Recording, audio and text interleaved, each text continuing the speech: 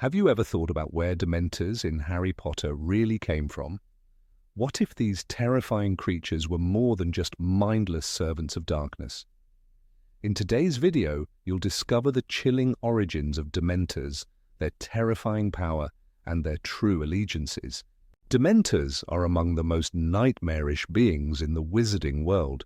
Even Death Eaters and Voldemort himself don't inspire the same primal fear as these floating spectres.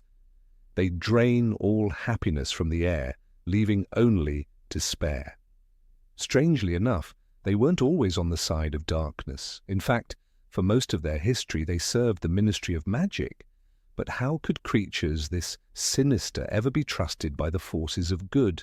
And why did wizards allow them to exist at all? Their origins are shrouded in mystery. The first known reference to Dementors dates back centuries, linked to the dark wizard Residian.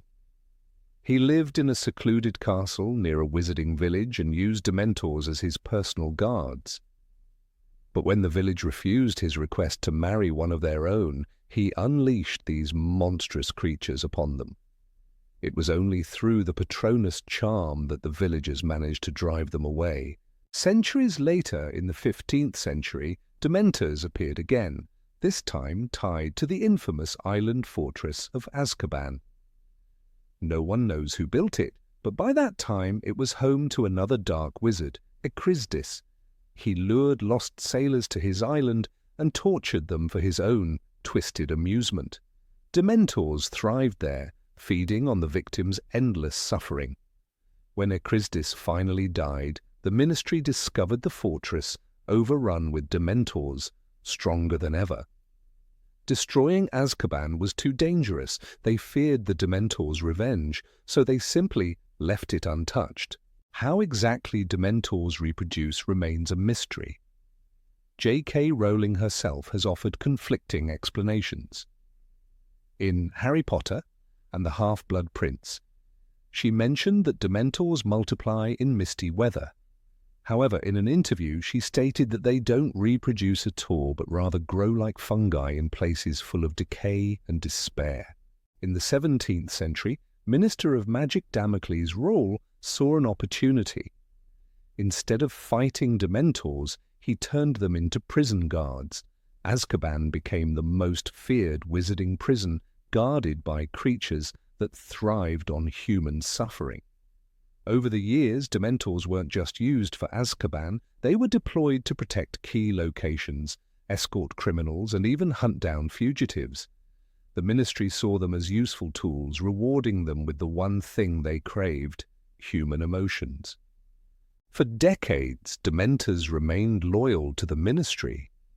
But when Voldemort returned, everything changed. He promised them something the Ministry never could: absolute freedom. No more restrictions, no more control.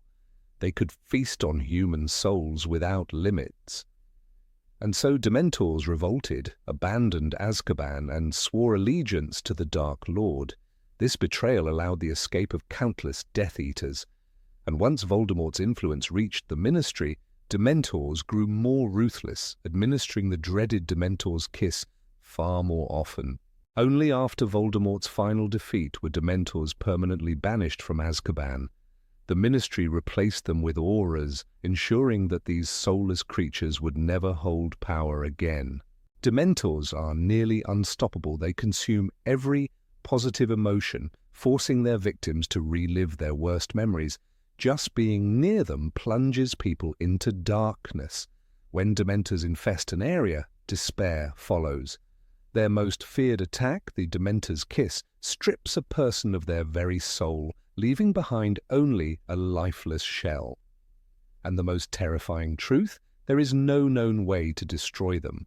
Wizards can repel them with a Patronus, but complete eradication seems impossible.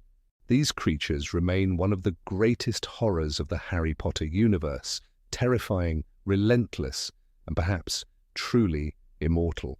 Have you ever wondered what would happen if Dementors were never contained? What if their hunger for souls was limitless, spreading beyond the wizarding world?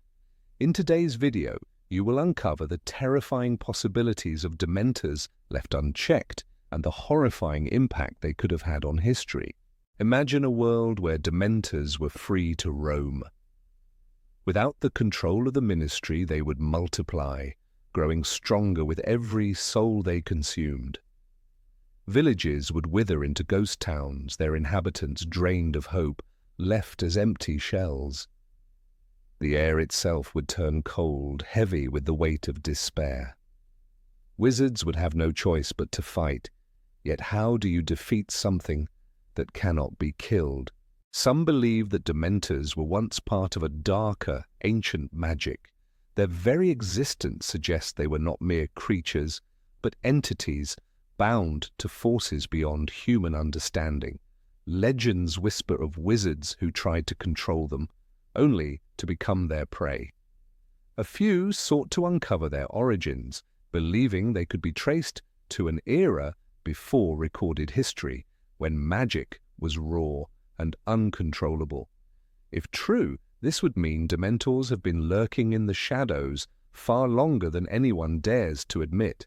During the First Wizarding War, Voldemort considered using Dementors as his primary force of terror. However, he knew they answered only to their own hunger. He needed them to obey, and for that, he had to bargain. The Ministry still held some control over them, keeping them contained in Azkaban. Voldemort bided his time, knowing that their loyalty could be bought at the right moment. That moment came when he rose again. The instant he revealed himself, the Dementors felt his presence, sensing the promise of a future where they would no longer be caged. When they turned against the Ministry, the wizarding world realized too late what a mistake it had been to rely on them. Without hesitation, they abandoned their posts, allowing chaos to unfold. It wasn't just Azkaban prisoners who escaped. For the first time in centuries, Dementors were free to go where they pleased. They spread across the wizarding world, drawn to places filled with sorrow and fear. Their numbers swelled as they fed on the growing darkness. Small magical communities fell first, unnoticed by those in power. A town where the laughter of children once rang out fell silent overnight. Entire families disappeared, their homes untouched, except for a lingering cold that refused to fade. The Muggle world remained oblivious at first. Dementors were careful, lurking in places already steeped in suffering. Wars, prisons, hospitals, places where sadness already lingered, became their hunting grounds. People began reporting strange occurrences. Sudden waves of depression swept through cities. Entire blocks of people experienced the same nightmares, unable to shake a feeling of dread. Scientists scrambled for explanations, blaming illness, stress, even the weather. But nothing could explain the sheer weight of despair that seemed to spread without reason. As the Second Wizarding War escalated, the Ministry fought desperately to regain control. They sent Aurors to battle Dementors directly, but it was a losing fight.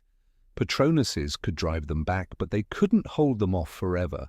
Dementors were relentless, growing stronger each day. Some wizards began to disappear, their fates unknown. Rumors spread that the Dementors weren't just taking souls anymore, they were keeping people alive, trapped in an eternal state of emptiness, feeding off their misery without ever letting them die. Voldemort's downfall should have ended the terror, but the Dementors were still out there. The Ministry's new leadership had no choice but to take extreme measures. If they couldn't destroy Dementors, they had to contain them. For years, wizards searched for ways to permanently exile them. Some proposed trapping them in deep underground chambers, others suggested sending them into the void beyond the known magical world. None of these plans worked. Dementors had a way of finding their way back. The breakthrough came with an ancient spell discovered in forgotten texts. It was dangerous, requiring an immense amount of magic, but it was their only hope. The spell would not destroy the Dementors, but force them into a dormant state, locking them away in a realm of darkness where they could no longer reach the living. The risk was immense. If the spell failed, the Dementors would return stronger than ever, more enraged, more ruthless. A group of the most powerful wizards gathered to cast it. They worked in secrecy, knowing that if word got out, those who still sought power through fear would try to stop them. On the night of the ritual, the sky darkened unnaturally, the air growing thick with the presence of Dementors, sensing the threat against them. They came in numbers greater than ever seen before, swirling above like a storm ready to consume everything in its path. The spell was cast, unleashing a force so strong that it shook the very fabric of the magical world. Light burst from the wands of the gathered wizards, forming a barrier between the Dementors and the rest of existence. One by one, the creatures were pulled into the void, their shrieks echoing in the night. The battle raged for hours, but as dawn broke, silence fell. The Dementors were gone. No one knew if they were truly defeated or merely waiting for their chance to return. The ministry refused to take chances. They issued new laws forbidding the study of Dementors, fearing that even speaking of them too much might bring them back. Azkaban was restructured, its walls reinforced with powerful enchantments. Instead of Dementors, it was guarded by elite auras who swore an oath never to let darkness take hold again. But some believe the Dementors are not truly gone. There are whispers that in the most desolate places where sorrow lingers, shadows move unnaturally. The cold still creeps in where it shouldn't. Some say they can hear faint whispers in the wind, voices calling from the abyss, waiting for the right moment to return. If the Dementors do rise again, will the wizarding world be ready, or will history repeat itself, allowing them to spread their terror once more?